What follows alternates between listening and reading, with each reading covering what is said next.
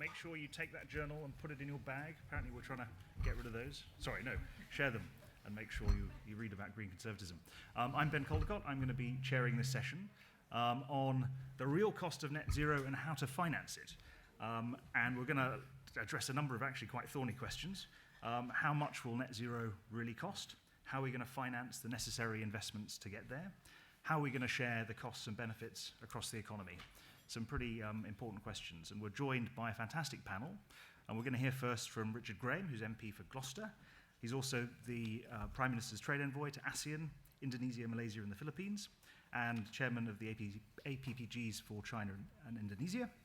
We're also going to hear from Nick Molho, who is the Executive Director of the Aldersgate Group. He can tell you more about that. We have Emma Harvey, who's a Programme Director at the Green Finance Institute, Clare Moriarty, Dame Clare Moriarty, who is Chief Executive of Citizens Advice, and before that was Permanent Secretary at DEFRA, amongst other things. And we're going to hear from Bim Afolami, who will join us, I think, later at the end and participate in some Q&A. So we've got each speaker's 3 minutes. We're going to start with Richard. We're then going to go to Nick, and then Claire, and then Emma, and then Bim when he arrives, and think about the questions, because we want a nice discussion and a bit of a debate, and obviously tweet about it as well. And over to you, Richard. Thank you. Wow. Well, look, thank you very much, Ben, fantastic, and really good to be back at CEN, by far and away the best green think tank for people who vote blue. Ben, I know how much you've been doing to help CEN get off the ground and thrive. It's grown hugely, and the great thing about this organisation is that the ideas that come from it soon become policy. That's the key thing you need to know. The guy who was running CEN is now the Prime Minister's environmental advisor, and so on. So what I want to talk about is different from the last green event I just come from, where I did try to answer the exam question. I'm not going to try and answer this one. Ben will be disappointed to hear. But I am going to give you a different answer to a similar-ish question. And I want to take you all on a journey that needs a bit of imagination, because I haven't got the photographs on the screen behind me to share. So I want you to imagine a big, by the way, this is a real journey. Don't worry, this is not a sort of fantasy. I haven't been drinking or anything. It's a real journey. Imagine 352 acres, broadly flat, overlooking and adjacent to a public rights-of-way, the Severn Way, as it happens, next to the Severn River, and sloping gradually upwards because that 352 acres underneath the surface is full of landfill. It's entirely contaminated. It generates 8 megawatts a year of methane gas into the grid. That huge 352 acres, the Gloucester Recycling Centre, is replicated across the country in another 2,000 sites. Some of them have already done part of the journey that we've just been on, which is to bring an end to landfill and the ridiculous business of putting stuff in the ground that is poisonous and then being fined for doing so. And we have built a waste-to-energy plant 2 or 3 miles away that produces enough energy to heat around 35,000 homes. Not absolutely perfect in completely pure environmentalist terms, but not bad. This now leaves 352 acres of contaminated land, which in a small city like ours, Gloucester, roughly 100,000 population, that is a big amount of land. What to do with it? You can't build on it. No opportunity for regeneration in a housing sense. And what we, and by we I mean Envoy, the owners, they have 17 of these sites around the country, the City Council and myself have come up with, is a plan that will deliver around 100 acres of solar panels, much of which will go direct to businesses adjacent to this recycling centre site, 3 big wind turbines, and then hydrogen, which we hope will completely fuel Stagecoach who run the buses around the county of Gloucestershire. At the same time, we will also create an enormous eco-park, about 120,000 trees, all English species, oak, beach, etc. And the local wildlife trust, the Gloucestershire Wildlife Trust, will create a whole corridor along the banks of the River Severn, following the Severn Way for part of that journey, and access points into this site, particularly into the woods, which will become a fantastic source of eco, biodiversity and education. Every child in our city will have the chance to plant at least one tree, starting with the primary school that is closest to this centre. And the amazing thing about all of this is that there is no reason for any of this to cost a penny of taxpayer money, which is the direct answer to this question: what is the cost of net zero? And the point I want to draw your attention to is that this can be done in different ways in different places across the whole country at these 2,000 other sites. Not all sites will have the benefit of being next to a major river like ours, which of course makes it much easier for us to do the hydrogen bit.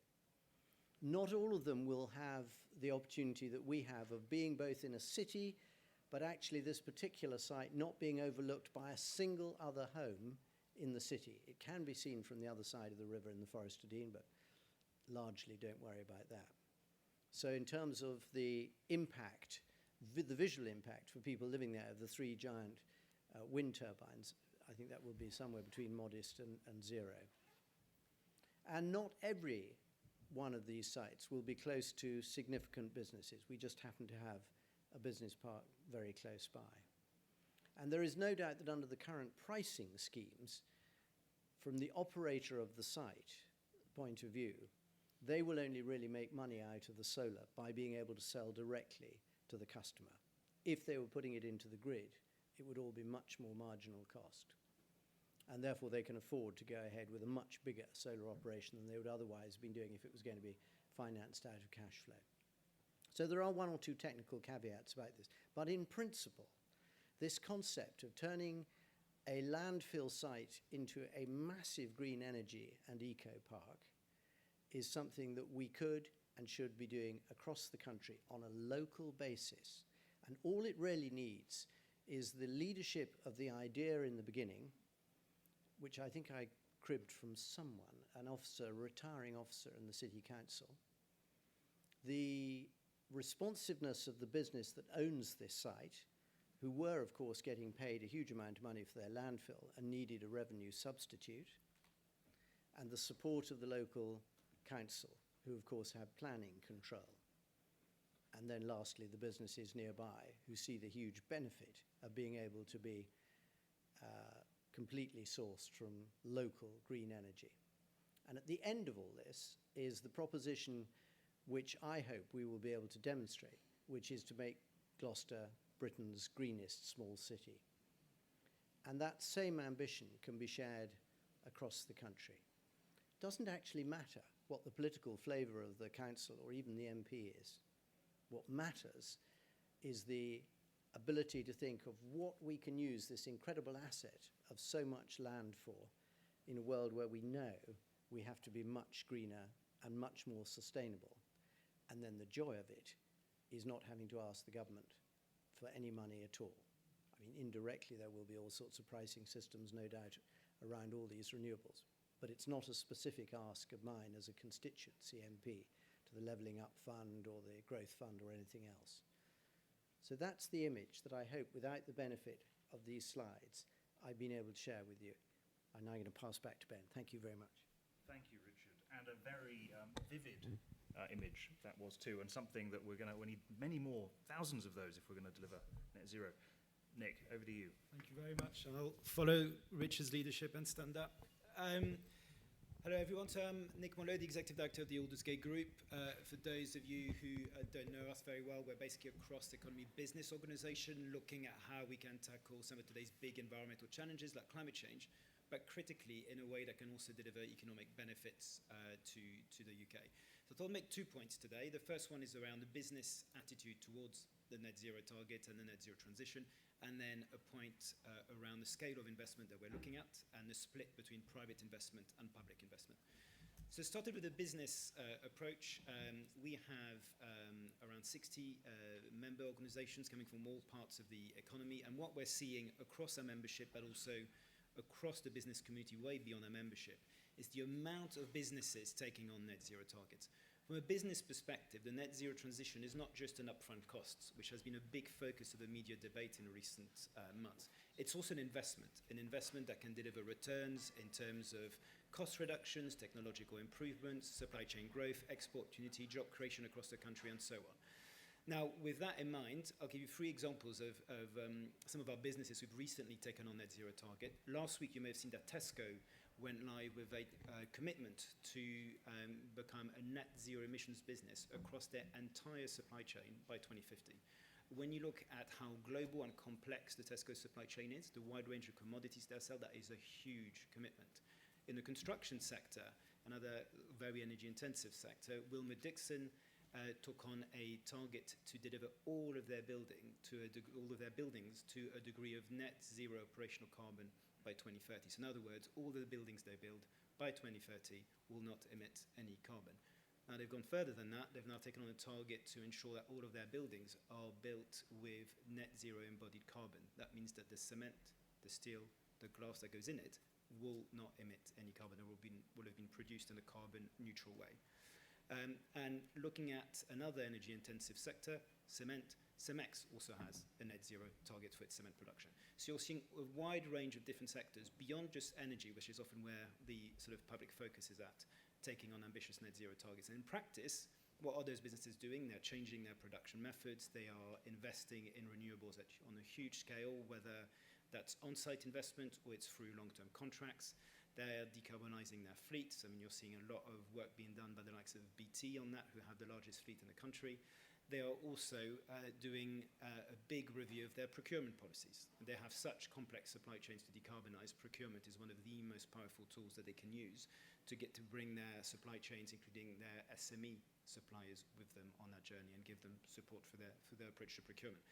So in terms of investment and building on Richard's point, my key message is that the net zero transition will, in majority, be funded through private investment. Now, in terms of the scale we are talking about, the Committee on Climate Change, when it provided its last advice to government, estimated that by the end of the decade, by 2030, we'd be looking at an additional £50 billion of annual investment into low carbon generation. So that's in addition to the £400 billion of investment that we currently already see across the economy. Now, within that, there is a role, for sure, for public investment. The CCC imagines that that's around 20 to 25% of investment will come from the public sector. But that's a targeted role. It's really focused around innovation, helping support innovation trials around technologies like carbon capture and storage or hydrogen, which will be critical to decarbonize industry. It's around supporting vulnerable consumers or sectors that need support during the transition to net zero, and I'm very happy to explore onto that in the Q&A sessions. Quite a lot to say about that. But it's also about crowding in private investment where there are market failures. So that would be looking at the role of the UK Infrastructure Bank, for example, which was set up a few months ago, and looking at how the intervention of public capital through that bank can help attract private investment in difficult markets such as energy efficiency, such as carbon capture and storage, hydrogen, and so on. But when it comes to private investment will do and will fund the bulk of that transition. But in order to unlock that investment, in order to unlock it at the lowest possible costs, and in order to unlock it in a timely fashion, clear public policy signals will be very important. So we need to learn the lessons from offshore wind. We had clear revenue guarantee mechanisms, such as the contract for differences, for example, that help really lower the cost of investment, lower the cost of projects, and delivered more than a threefold reduction in the cost of the average offshore wind project. The challenge now is to reproduce that in other sectors such as transport, buildings, heavy industry, and so on. And that's going to require clarity around future regulatory standards that will be introduced, clarity around the future price of carbon, clarity around future revenue guarantee schemes such as contract for differences for hydrogen and the like. So that's where the net zero strategy that's due at the end of the month will be so important. But really, the bulk of the transition can really come from the private sector, where we need clear public policy signals to unlock it. Great, thanks, Nick. Very clear. Over to you, Clare. Thank you very much indeed. And I'm going to bring a lens of consumers, citizens, the people who are at the sharp end of all of this. If you don't know Citizens Advice, we're a national charity. We deliver free, confidential and independent advice. We're also the statutory consumer representative for energy. And we had over 1 million people come to us for energy advice last year.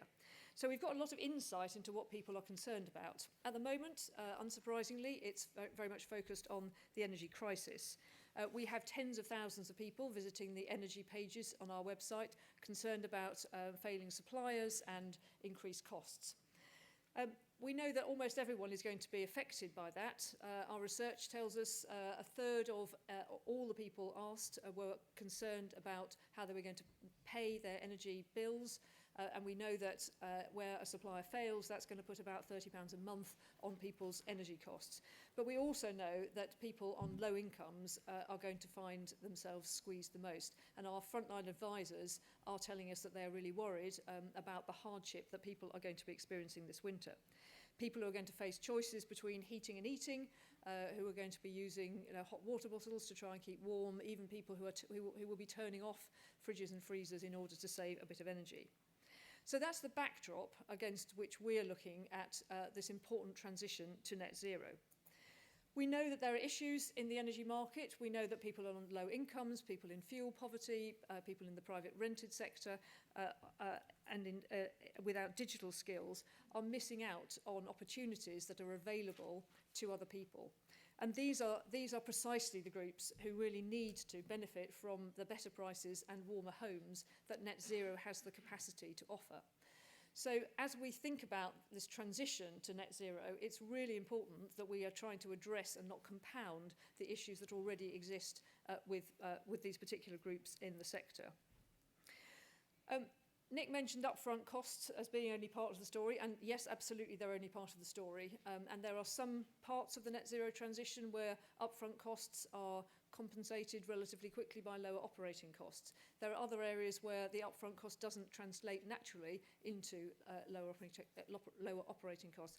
And upfront costs are a really big issue for many people. 64% of people are owner-occupiers. A third of these homes have a mortgage. People paying a mortgage are not going to have the kind of £10,000 or so that they would need to make the transition in terms of their home to a low carbon system. So we're going to need support, certainly for quite a lot of those people. They'll need low grants, low cost loans and financing to help them make that change. And then very quickly, I just wanted to come on to the issue about fairness. We do need to think about the fairness in the system as we make that transition to low carbon. It's important for its own sake and also to establish the legitimacy in an area which has got such high costs attached to it. With household finances under strain, we believe that government needs to take action to avoid a public perception that costs are falling unfairly on those who can least afford them and are landing up and making life just impossible for people. So as part of the net zero review, we want to see government taking action to move some policy costs from bills to taxation. This is still about, costs are going to fall on taxpayers one way or another, but taxation is a more progressive way of meeting those costs than levies where inevitably it is those who are least able to pay who find themselves paying the most. So we believe that there's a really important message about mitigating the impact of that transition, particularly for lower income households, so that they aren't disadvantaged. If we get it wrong, we're going to harm consumers and we're going to fundamentally undermine the legitimacy of the arguments that we're making for this very, very important change. Thank you. Thank you, Claire. Really important perspectives. Emma, I'm going to call on you to talk about finance. Fab, and I feel wearing heels is going to be a bit of a failure with the height of this microphone, but I'll try my best. So yeah, bringing the banking and the finance into the conversation, because sometimes we do need to distinguish between the economics and the models and everything, and then actually how do you fund that upfront cost that Claire was talking about. And the upfront costs are going to be huge. For the building sector alone, the UK Committee on Climate Change estimated that £360 billion of investment is needed to decarbonise all buildings. We're going to have £12 billion of investment per annum by 2035 into decarbonising our transport. There are huge numbers in there. And quite clearly, this cannot be met by the public purse alone. We need private finance to come in. But there must be a market failure happening at the moment because that private finance is not flowing into the sector at pace. And so a number of different areas will need to be addressed to actually get finance flowing. I think the first is providing certainty of demand to the financial sector. At the moment, I'll take buildings as an example, there's no clarity on demand for the installation of heat pumps and installation and energy efficiency. If you don't know that there's going to be customers coming to your bank asking for funding, why would you innovate new products to help those customers if demand isn't there? We're seeing the first tentative steps by the banking sector with the introduction of 20 green mortgages over the last 18 months. But more is needed. So policies, fiscal stimuli, etc. are needed to give that certainty of demand, not just in buildings, but across the entire sector. The second we need is to have new ways of thinking about finance and financial mechanisms. So, for instance, there is a huge role, as Nick said, for the UK Infrastructure Bank to play in the provision of risk guarantees that can help to de-risk transactions and help private finance feel comfortable to come into a particular sector.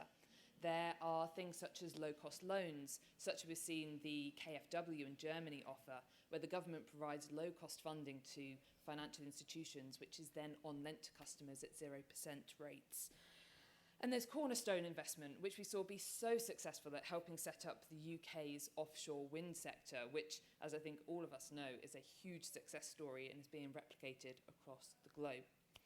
And the third piece, which I would say comes much more from my perspective, having worked in the banking sector, is to actually empower and educate financial professionals in the green landscape. They need to be green literate. They need to be able to actually see the opportunities that green presents. So at the Green Finance Institute, we helped to launch the Green Finance Education Charter, and there's huge work for the private sector to do in actually educating their own employees and empowering them to innovate new financial solutions. So that's enough on some of those different areas there. We can touch on some of the solutions we're innovating at the Green Finance Institute in the Q&A, and I'll pass it back to Ben. Great. Thank you, Emma. And Green Finance Institute's doing lots of amazing stuff, and you should visit their website. Keep an eye on what they're doing. Bim, over to you. Gosh, well, thank you, Ben, and thank you for coming. And I apologise for being late. I was caught in the rain. It was seriously tipping down out there. And it was very, very chaotic. So look, I'm a politician.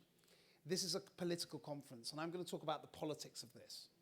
Because what we learn from the people on this panel is the detail. We are learning the actual really important facts that will underpin the policy decisions that need to be made. The problem is, most people in this country are not in rooms like this. Most people in this country are getting on with their lives, and we have to make this politically work for anything that we want to do to be achievable and to be possible.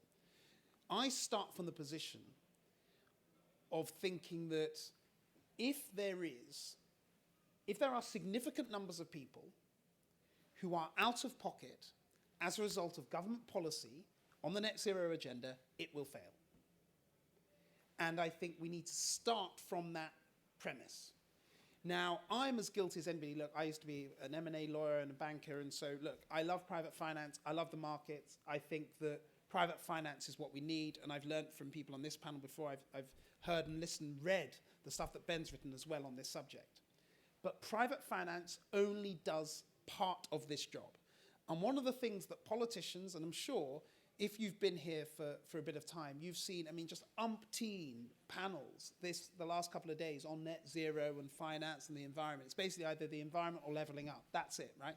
And what I don't think you'd have heard from many people is the public finance bit of this. Because people will say, oh, yeah, the public finance has to be a part of it. But let me tell you about private finance, and that's really exciting. And by the way, it is really exciting, but frankly, What I think we need to really think about and be very honest about is the public finance. So how do we pay for this? I'd start by saying there are many who are dear friends in my own party, maybe some in this room, who say, look, this is all too expensive, right? Like, it's a nice idea. We love the environment. We love trees. But it's all a bit expensive. Can't we just put it off and just not really do it very much? And the reason why I reject that otherwise appealing outcome, which is politically, frankly, much easier, is that it will cost even more if we don't act now.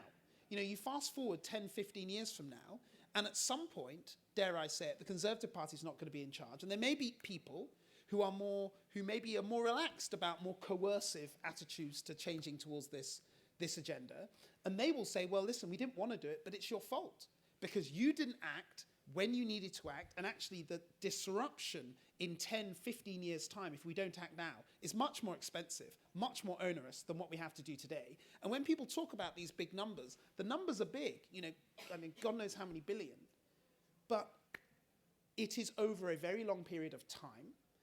The latest estimate I've seen, and by all means correct me, Ben, if you, or anybody else, if they think this is incorrect, is that in effect they think till 2050, the net zero transition will cost us about £350 billion. Now that sounds like a lot of money, and it is, but to put that in context, that's about what we spent on COVID in 18 months.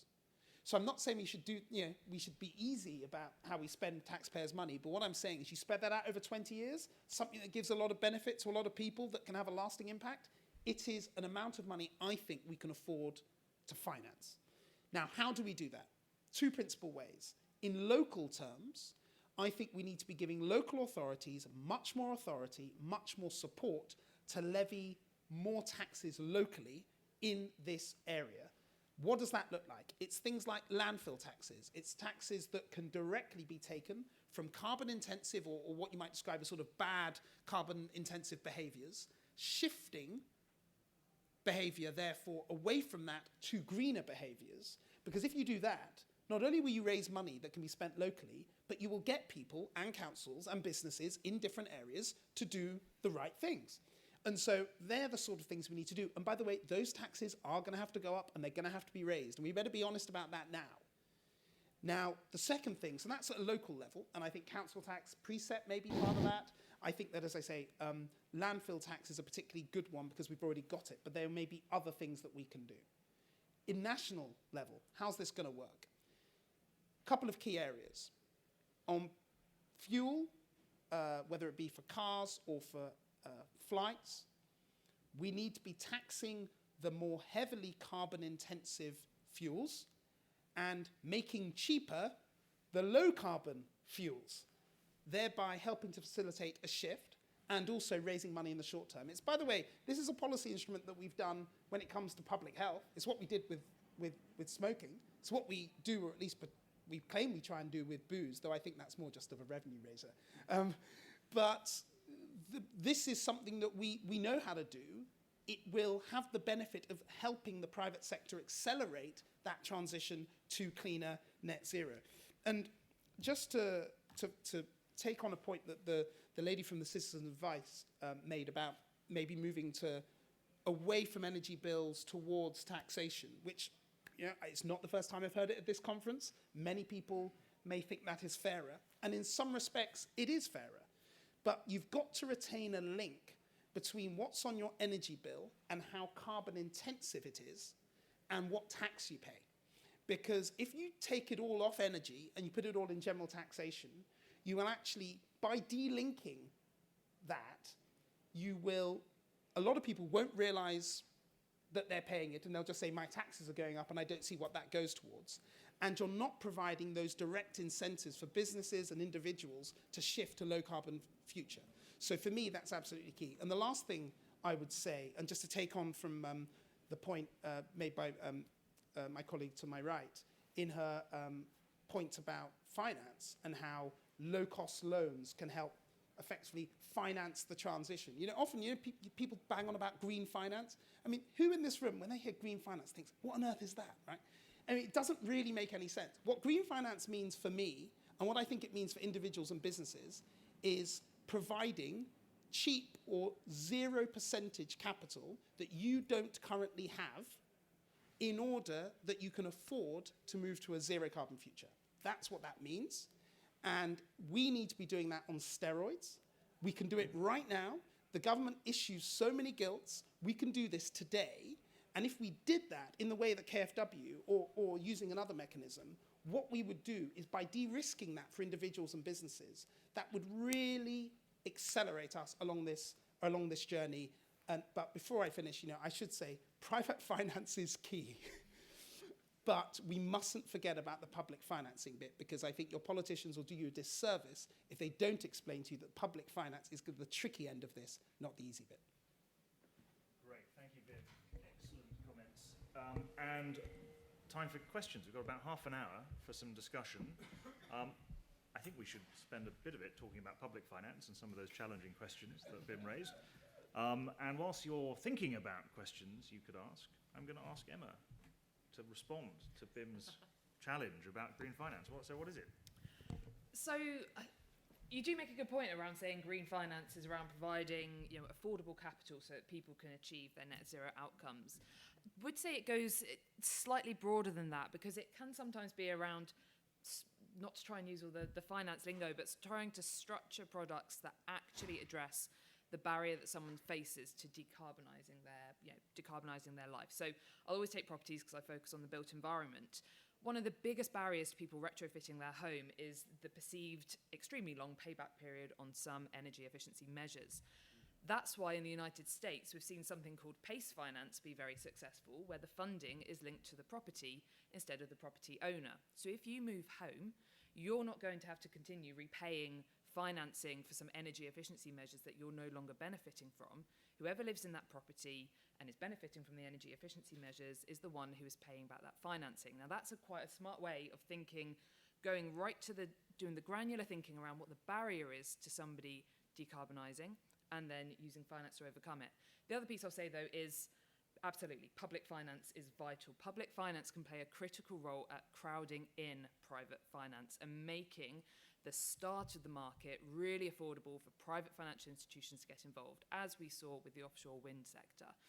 Final bit I'll just say is green finance, or just finance in general, because that's ultimately where you want green finance to get to. Everything you finance should be green. It's the enabler. It's not the golden bullet. You need more golden or green buckshot if you're going to actually try and solve this problem. I like what you did there. Thank you very much. I'm here till Friday. But we need to make sure that the financial solutions are there, so it is not the blocker to action, it's the enabler, but we need the innovation to happen now, so that when demand does come through, the solutions are there, the money can flow, we can start decarbonising rapidly. Great, thank you, Emma. Questions? Yes, and if you could say your name and affiliation, that would be great. Hi, my name's Josie. I'm Head of Sustainability at Facom. We've got a giant stand over there with net zero plastered all over it. So really pleased to be here today. So there's been a lot of discussion around retrofit, but 20% of the homes that are going to be around in 2050 are yet to be built and therefore present a huge opportunity. So as one of only a handful of SMEs that have made a commitment to be net zero by 2050, what I'd like to know from the panel is what can be done to slow the creation of homes that will need to be retrofitted later on. Great question. Nick, do you want to comment on that one? Happy to. I mean, first of all, congratulations, because I know that to be an SME and to take on net zero target is seriously challenging. So, well done, and you haven't got the resources that some larger businesses do. I think you're absolutely right. In terms of cost effectiveness, the sooner we can require homes to be delivered at a net zero standard, the better. It will save us a huge amount of hassle and cost in terms of avoiding a future retrofit. Now, I think quite a few developers are embracing that goal now, but a lot of them still aren't and are waiting for legislation. Now, we do have the Future Home Standard that's supposed to come into force in, I think, about 2025, which is supposed to require much higher degrees of energy efficiency for new build, as well as at least compatibility with either heat pumps or other forms of low carbon heating. Clearly, the earlier we can move that date, and also the clearer we can be around how that requirement will toughen up over time, so that businesses are very clear where this is going, and it's going in one direction, and the regulatory requirements are going to get tougher and tougher, and the expectations are going to get tougher and tougher, the better. So I think really it's 2025 really must be the latest date when that standard comes in, and we need to be very clear that then it will tighten over time. Thanks, Nick. There was a... Yeah, I mean, look, there is, I think, one simple-ish answer to the question about what can be done now. I mean, the cost of retrofitting is clearly huge and impractical, and I think my colleague Philip Dunn has done good work on this in the Environmental Audit Committee. But if local government were able to change their planning rules, which I think to some extent they can, then there is an opportunity to put in a whole number of strictures in there. For example, every car should have an electric charging point, and if it's in a row of terraced houses, then there'll have to be, one at the end of the street or something like that. And you can do something similar in terms of how homes are to be heated. Whether it would be a good idea to sort of impose a requirement for everyone to have ground heat pump, I'm less sure about. But you could certainly make it mandatory for new homes to have either that or solar panels or both. So there are ways of using legislation as a tool as well, and it doesn't have to be from national government. It could be through local planning changes. I think preserving that flexibility, though, is really key for upcoming planning reforms. And we've seen London going above and beyond for its London plan. That's that flexibility. Does anyone else want to come in on this? I was just going to say, I think this is an area where legislation could make a big difference, because what you see at the moment is a mismatch, and where I think solar panels are being used as a sort of Trojan, not the Trojan horse, the opposite of a Trojan horse, a sort of placating. But you can see new developments where the solar panels are being put on the wrong side of the buildings, because it's not really being done out of understanding of how to move things forward, and it would make a big difference. We know that one of the barriers to people thinking about how they retrofit their own home is an information barrier, and actually if we could get to a point where new houses were being built with heat pumps or low carbon heating built in terms of what that shows to other people, it would have a huge effect as well as just the houses themselves. And you could, Ben, if we're allowed one other tiny soundbite. I mean, Claire, one thing that strikes me very strongly on this is, if I look at my own social housing in Gloucester, it is always the least energy efficient. And therefore the people living there are always paying more than they should be paying for their energy. But there is a dilemma, because actually a lot of people who live in housing that I'm not hugely fond of, and looks fundamentally Eastern European, sort of blocks of 4-story flats with flat roofs and all the other things that are not actually great, but actually they're very fond of where they live, and they've known it, and sometimes their family has been there for a long time. And so persuading people that knocking down these things and then moving them into newer, more energy efficient homes is a good thing is actually quite a hard local political struggle, often on the ground. But it's something I think public finance is going to have to tackle. Otherwise, the energy bills for the poorest in our communities are going to be unsustainable. Okay, that's true. But the reason is, if you say to someone, look, we're going to move you out of your home that you love for this green thing, this thing called net zero, right, never going to work. What you need to do is say, this building is not just going to be something that will be cheaper for you to heat, but it's going to be something that's attractive to live in, that's got a community, and all the things that I know we're not on this panel to talk about. But ultimately, they're the material things people care about. They are the reasons why people will do something. So when we talk about retrofitting is, I think, probably the toughest public policy question, because let's forget the money, let's forget the law and the regulation, and just imagine now that, I don't know, Elon Musk and Bill Gates have decided to retrofit the whole of the UK for free. And they've turned up, and someone comes to your house, and they go, right, so we're from the government retrofitting service. Hi, we're just going to rip out, that wall, we're going to do all this stuff, and yeah, we'll be done in a couple of weeks, and we'll leave you. Even somebody doing this for free presents huge problems politically. And this is even before you get onto the financing of it. So the point that both of you are making about new build and the point the lady made, it just couldn't be more critical, particularly in not just homes, but actually big public buildings, big office blocks, because if we can't do that really quickly, we just don't even have a hope when it comes to homes. And last point, for those people who live in listed houses, declare an interest. The idea of retrofitting listed houses with our current planning system is really hopeless. And so I really think we're going to have to tackle this one with immense care, because and the financing of it is very difficult, but just the practicalities of doing it, I think, are very, very hard indeed. It is really good to focus on a real-world example. Do you wanted to come in? Planning Commission. There's social housing of good example. I made what in Planning Commission for Planning Commission. So you have to keep me. I am deaf, so I'm a bit nervous. Planning Commission. I've had time and time I've seen an application go in for social housing and private housing. They get it, and then they apply again for a condition to be removed, and it's often the CO2 emissions or whatever, and that condition's removed. So that I'm really our biggest, largest landlord in Preston in Lancashire, where I come from. Every application they come in, they put the application in, then they put another they get it, and then they put up another application to remove the green part. So they're just getting away with it. Secondly, my husband and myself were a community leader for Plastic Free Preston. And in the election, someone came up to me and said, what can we do with our coffee pod because we can't recycle them?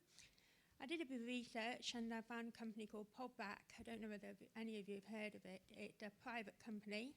It was set up by the major coffee company, Nescafe, Dow Egberg, all of them. They all got together and they set up a not-for-profit company called Podback.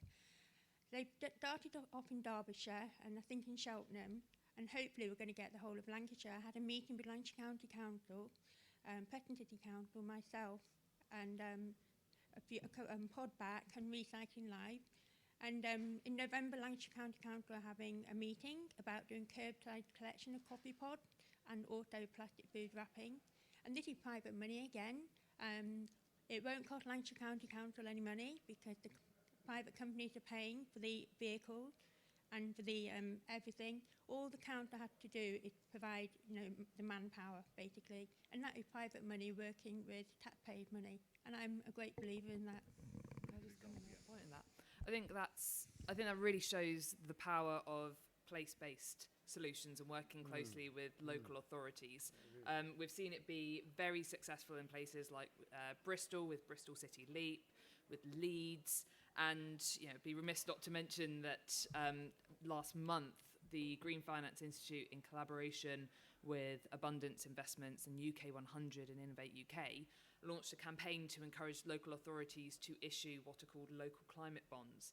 It's a way that a local authority can raise capital through crowdfunding, so you, citizens, can invest from as little as £5 into this bond, which is then used to invest into climate positive activities in your local area, such as with the organisation you're just mentioning there. So there's really smart ways of being able to set up private public partnerships on a local basis, and really smart ways of being able to fund it. And I think that's a perfect example of how doing something and tapping into the local community and using that network effect can have really positive outcomes. Does anyone else want to come in, particularly on this sort of loophole point that was made? Can we ask Emma a bit more about local climate bonds? So these are issued by local authorities. They pay a coupon like any other bond, which is presumably above whatever the rate they're getting from the public works body to issue it at. So there is a cost to the taxpayer indirectly, and that money is then spent on what, helping to finance green carbon improvements to homes. So good news is actually it's issued at lower than public works loan boards, so it's more cost effective for a local authority to raise capital through a local climate bond. We've seen West Berkshire and Warrington have issued the first two. They were £1 million each. One was for a solar farm in the area. The other was for a combination of different sort of green projects. what they found was they were fully subscribed in terms of, all of the citizens signed up to invest into them. Even more excitingly, a number of citizens actually said, you know what, I'm really enjoying seeing all this green stuff happening in my area. You take my dividend and go and reinvest it into green activities in the local council. The investors, they get impact reports on a quarterly basis of what the investment has achieved. And just last week, we announced that 5 more local authorities, so Lewis, Eastbourne, Cotswolds, Glenelg Brent, and one other that I'm very embarrassed to say I've forgotten the name of, have signed up to explore issuing one of these in the next 18 months. So this is a really, really scalable model and a fantastic opportunity to get local citizens to invest and be vested in the green activities happening in their area. Great, thanks so much. Other questions? I think I saw a hand at the back, right at the back.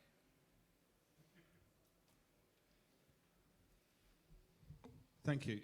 It's quite encouraging, this panel. I'm really enjoying it. The information about the local planning, and local plans are the place to attack for some of these measures. One thing we're looking at our local plan at Rydal is putting a carbon threshold onto developments, so we can set a limit on the carbon that the development will produce in the building and also its legacy as well. It needs to be tested by the planning inspectorate, but it's definitely something that we're trying to push forward. Carbon tax and dividend, I'm loving that one. It's a really good conversation to be having, and ring fencing the tax into dividends for green measures. Love to see that more. But the question I have actually is, we're in the process of flipping a fossil fuel company across into green energy. So we've stripped out the infrastructure, the generator, the gas processing plant. And we're talking to funders right now. We're replacing it with batteries, we're doing geothermal, green hydrogen. And I asked the question of the funders, I said, what will it take for you to release the money into net zero as a private sector? And they all came back to us with the answer is very similar to the mortgages that are for first-time buyers. Like I say, they're underwritten by the government. It's a similar type of scheme for renewable energy technology. So have it underwritten by the government, so to give the confidence into the private sector to release the funds more quickly, because they're still a little bit uncertain some of the technologies that are coming forward. So I'd be interested to see what the panel would think about that. Okay. And name and affiliation, sorry? My name's Steve Mason, I'm a councillor at Rydal District Council. Great, okay, thank you. We'll take one more question as well. So, in the middle. Just a quick question about offsetting. I know there's some concerns within the scientific community and more broadly about offsetting being the sort of Wild West of essentially being able to do business as usual without actually making any meaningful green decarbonisation measures. We had Katie Walker on a panel in this room yesterday talking about business plans that had been submitted to the WWF and how some of them were fantastic and others were laughable. And a lot of that came down to the offsetting elements. So, yeah, any comments from the panel about that? Affiliation? Policy at Manchester, University of Manchester. Great, thank you. Bim, did you want to go first? Yeah, if I could just take the point on offsetting. So I think that's a really good point. One of the difficulties and the opportunities with the whole net zero agenda is it's a global one, right? Now, the difficulty with the global agenda is that in every single country, the debate's at different points, industries at different points, finances at different points. And so you just get such a multitude of standards that you never quite know what you're dealing with. You often see it with the whole ESG agenda. It's a similar point. So I think a really good, when people often say, why should Britain lead in this area? I say it's because if we can be the people who set the global standards that people reach for, that will help us economically in the future hugely, because we'll be the people that got there first. And we are leading in so many different ways, and whether it be wind technology and our finance, and we've got things like the Green Finance Institute and all of these great things. The next thing we have to do, and this is the political bit, is we have to get our standards to be the ones on things like offsetting that are taken regionally and then internationally. And if we can achieve that, then very quickly you move from a Wild West to something a lot more ordered and sensible, because of course once you do that, not only is that sensible more broadly, but you will also reduce the cost of capital because that standard will be set. And so I think that is a really important chance for us to lead. Can I just come down from the stratosphere a little bit to the sort of practical thing on offset schemes? With this new wood that we're aspiring to plant with over 120,000 trees, we'll get a lot of these trees for free from places like the Woodland Trust, the Queen's Canopy, you name it. But there will also be lots of trees that will have to be bought.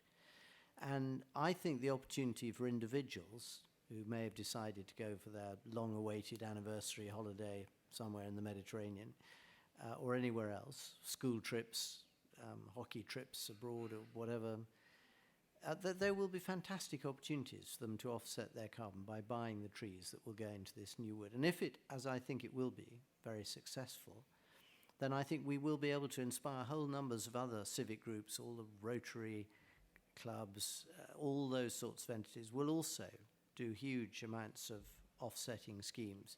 And it will become a huge thing around the country.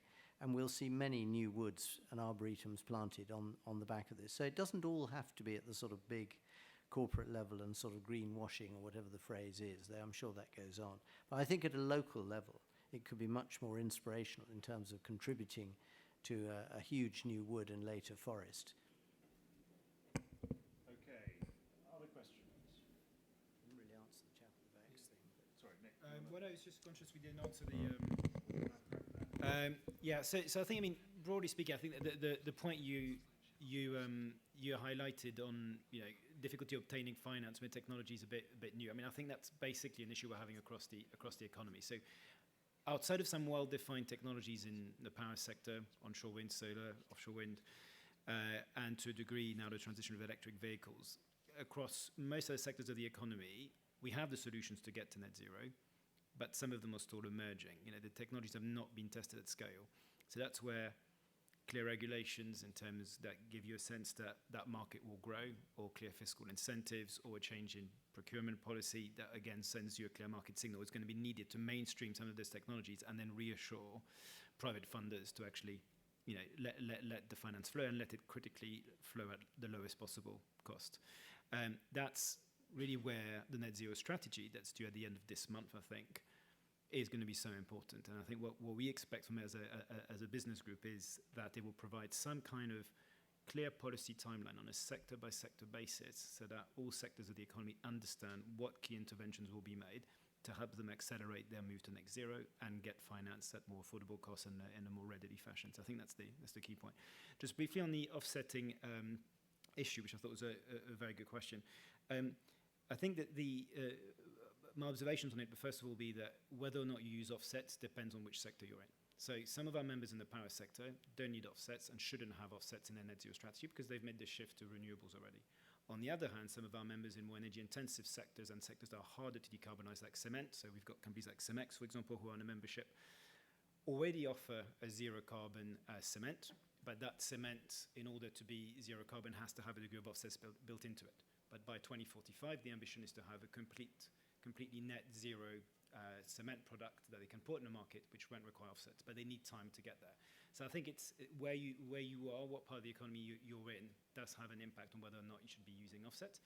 I mean, clearly then it needs to be on a downward trajectory, and it needs to be subject to really robust criteria. And that's where at COP in 4 weeks' time in Glasgow, one key issue that will be debated will be Article 6 of the Paris Agreement.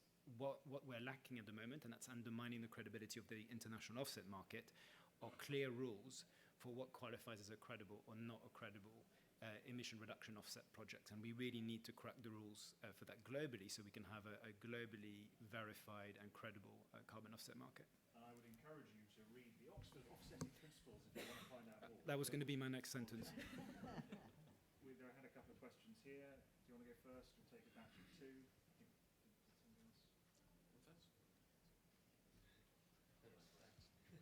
Hi, David Hickling from RWE, where we provide about 12% of the UK's power generation and do lots of offshore wind building, for context. But my question is around sort of government prioritisation and coming back to the cost issue. So I think if anyone saw the front page of the Times today, obviously we're expecting the Prime Minister to commit to a fully decarbonised power system by the mid-2030s, which is excellent and great ambition. I guess the point is the power sector has been a real success in showing how you can decarbonise a sector with the correct government frameworks. And we think the UK government have a great framework for allowing that and allowing that private investment. I guess my question is, we're still seeing a focus on getting to a fully decarbonised power system, and that's going to be harder to do as we try and decarbonise the last parts of that, and it's going to be more costly as well. And it's great that we've got that ambition, but is there a risk that by continually focusing on that, perhaps we're not giving enough attention soon enough to things like heat, to things like transport? And I know that we're pushing it back. Yeah. Good points. And there was somebody else. Thank you. Paul Marchant, until recently the CFO of the Rail Safety and Standards Board, which was trying to lead the way on the sustainable rail strategy for the industry. So my question actually is a bit more political. It's for Richard and Bim. One of the worries I have around this is not getting cross-party agreement on a 15 to 20-year spending pattern. Because without that, I'm worried that all of the work that would go in would become either overly political or wouldn't give the incentives to private industry to invest. So I just wondered what their view was on the Labour Party and others signing up to something on a cross-party basis. I might be in sort of cloud cuckoo land there. Final question, and then we'll get the panel to respond and wrap up. Hi, I'm Tom Howard. I'm unaffiliated. I'm just a member of the party. Other than by lending people money, or indeed by taxing them to, or taxing certain industries or taxing certain practices, how can we encourage individuals to take greater responsibility for their actions and their energy usage, and to encourage them to change their behaviour in a manner which might contribute positively to a reduction in climate change? Great. Well, let's start with Bim and Richard, and then move on to the rest of the panel. On cross-party, and then I'll take your point. On the cross-party point, I may be naive, but I think that on this subject in this country, we have maintained a broad cross-party consensus on this issue. The difficulty at the moment is persuading a minority of people who are largely in the Conservative Party, though maybe in other parties as well, that we can afford the next steps. Because up until now, it has been dealt with without most people really noticing. But I am actually quite confident that on this issue, the cross-party consensus will remain. Why am I confident about that? For the Conservative Party, it's of immense political importance, not just to the Prime Minister, but to the seats in the North, to seats in the South. It's so important for us politically that even if any leader or Prime Minister in the future wanted to change the policy, it would be impossible to change. And on the Labour side, it's very important bearing in mind their own political coalition as well. So even if you forget about the substance of the issue, I think politically we're in good hands on that regard. In relation to how do we get people to take individual responsibility, my view is we should get people to take responsibility for the things locally that they can actually have an impact on. I am personally quite sceptical when people say to me, gosh, what we need to do is we need to sort of teach more, whether it be kids or adults, about net zero and carbon emissions, and guilt them into not driving very far or whatever. Now, look, that might have a certain impact to some degree, but in my experience, the people who lecture often the most at local level are the same people who are driving Range Rovers, right? So actually what you've got to do is you've got to focus on, and the points that Richard was making from his constituency is really, really valuable. And I think of, a forest called Hartwood Forest in my constituency, 1,000 hectares, showing people the biodiversity impacts. We haven't talked about biodiversity net gain, but it's a really exciting, very important policy that the government should accelerate. But focusing on those very practical things, whether it be plastic, whether it be woodland, whether it be green spaces, whether it be making sure that you cycle, making sure that you recycle properly your waste. All of those things, I think, are the best way of people taking responsibility, rather than making it too macro and too sort of guilt-trippy about, carbon emissions, which, for most people is just going to be too far out of their normal experience. Thanks. Look, I agree with Bim's comments on that one. I think about it's Gloucester. Yes, everything in Gloucester is marvellous. So anyone who realises that is clearly enlightened. But the key thing, I think, is going to be on the political challenge will be how we nudge businesses and households. And the nudging process, I think, is going to have to be a mixture of carrots and sticks. So where a stick worked really well as a nudging policy was on the cost of plastic bags. I mean, it worked absolutely brilliantly. And there are obvious examples of where carrots work really well, particularly on tax breaks with businesses, where you had capital allowances brought in of up to 100%, businesses invested more for the future. So it's how you use that combination of carrot and stick. A stick probably around carbon emissions for businesses, a carrot probably around tax breaks. I see the crucible of that challenge being around ground heat pumps and what we do about reducing, or rather, well, increasing carbon efficiency at home. That I think is going to be a challenging area, because I'm not convinced that the technology and the price and the sort of efficiency gains and the costs all really add up for households. I don't think, if you sent me in as a salesman tomorrow in Gloucester to go and sell the idea of a ground heat pump to my neighbours, I just don't think if I gave them the honest answers to their question, I don't think it would stack up at all at the moment. So we're going to have to use those two techniques creatively. But the PM is very good. When he's got the answers to the difficult questions he likes asking, he's very good at then wrapping a narrative around that, which is going to be equally important. So final brief responses from the rest of the panel. Nick, I wonder whether you could respond to the question about sectors. Yeah, I mean, very good questions about sort of power targets. So I think we need to do both. We've just completed a big project on how to accelerate emission cuts in heavy industries. Look at everything from cement to steel to chemicals. And the number one thing that kept coming out is we need a lot more clean, affordable electricity in line with some of the projects you're building. So I think to decarbonize heat, we're going to need to electrify some of it. To decarbonize transport, we're going to have to electrify some of it. To decarbonize industry, we're going to electrify some of it or provide some of it with green hydrogen. So all of that requires lots of green electricity. So I think and we need it by 2035 at the latest. So I think that commitment, which is a very ambitious and difficult commitment, is a really key one and a game changer one. So I think it's a key one to make. But in parallel, I agree. For me, it takes me back to the net zero strategy. We're going to need some very clear policy decisions around, okay, how are we growing the market for green steel, for green cement, for green chemicals, long distance transport and the like, and how do we crack this issue of buildings decarbonisation as well. So it all needs to happen together, but in a very coordinated way, because the decisions we'll take there will have an impact on what we do on the power sector and how we keep the system secure. Thank you very much. And just sort of wrapping up a few of the points. I mean, in terms of what do we need to do to nudge people, we know that there is actually quite a lot of public support for decarbonisation, so it's not as if people need to be persuaded that this is an important thing that they need to pay attention to. Our research in Citizens Advice shows that the three key things which we need to crack are getting the right information to people so they actually understand what they can do, ensuring that there are consumer protections in place, because history tells us that there have been many schemes that have come in the past and have been exploited by people with rogue traders and work poorly done, which then causes a lot of problems further along. So there needs to be proper underpinning protection, and there needs to be support.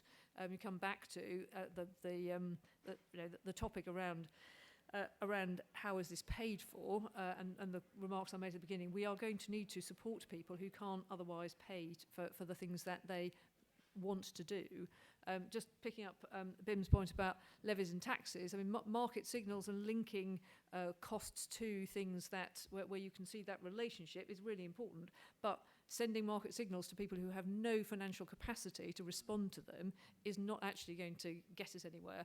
And there is a real risk that we end up in a world where the people who have the ability to respond to the market signals respond and are able to move on, and people who can't are simply left trapped in situations. And we've seen that. I mean, we see that at the moment in the energy market. Those who were able to switched, and those who weren't have been left with high costs. So I think coming back to kind of consumers and particularly people on low incomes for whom some of the stuff that we can happily talk about is just not available. That has got to be held right at the centre of all of our thinking. Thank you. Emma? try and keep it brief because I realise there's wine and beer at the back of the room that's getting warm. I think to cover sort of 2 points in one, I'm a scientist by training, and I'll take it back to the science and say, we have the UK Committee on Climate Change. They are giving us updates all the time. We have our carbon budgets with the IPCC. We have COP. There is a zeitgeist and a whole movement going behind this that will ideally, hopefully, not let any sectors fall behind, because there will be a spotlight shone on every sector and how it needs to be decarbonised. And independent of which party is in power, the UK CCC will hold them to accountability. So you should hope that the science and then the rest, community and business and policy will come behind that. Great, thank you, Emma. Thank you, panel. So, round of applause for this fantastic panel.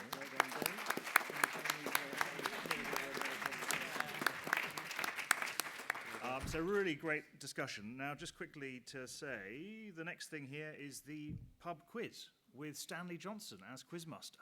So you should stick around for Stanley, and also get involved with SEN.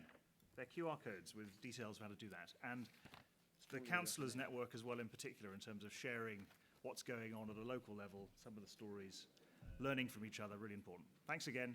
See you soon.